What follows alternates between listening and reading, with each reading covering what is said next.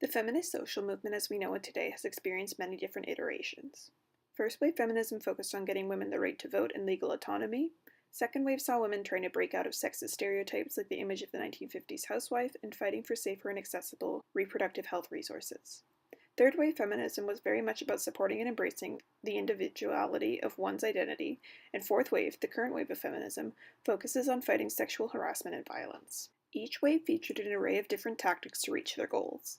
First wave and the suffrage movement featured many protests like marches and various campaigns, both of which were seen again in future waves.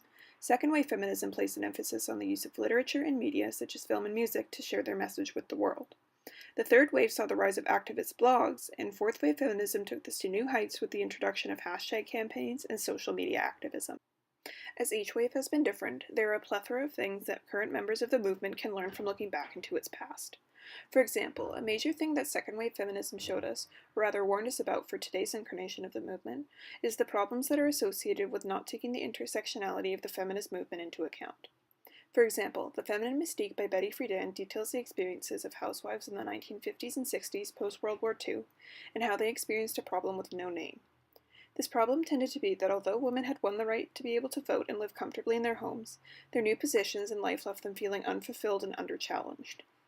While this was a very real issue for those that encountered the feelings associated with the problem with no name, there was a large issue that the feminine mystique did not take into account. The problem with no name was a phenomenon experienced predominantly by white, middle-class, educated women. This was not an issue that affected women of color, or even other white women of different socioeconomic standing, and so this problem was blown out of proportion and made to represent the feminist movement at the time, even if it only represented a fraction of all women.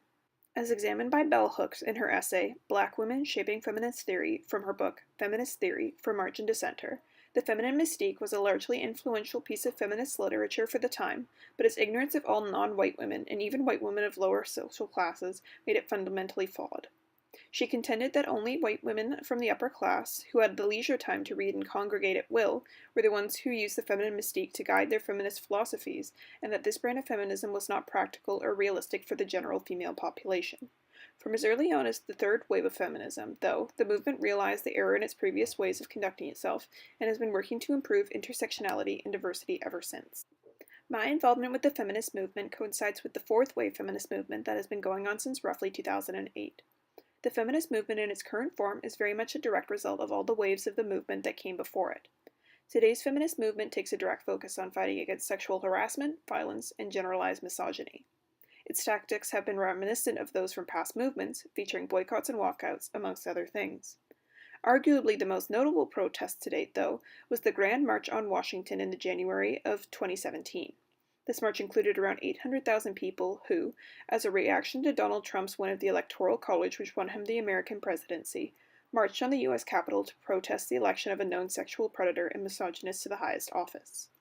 This march inspired many sister protests in cities all across the world, and although I myself didn't participate in the march here in Vancouver, the protests inspired me to get involved in my own way.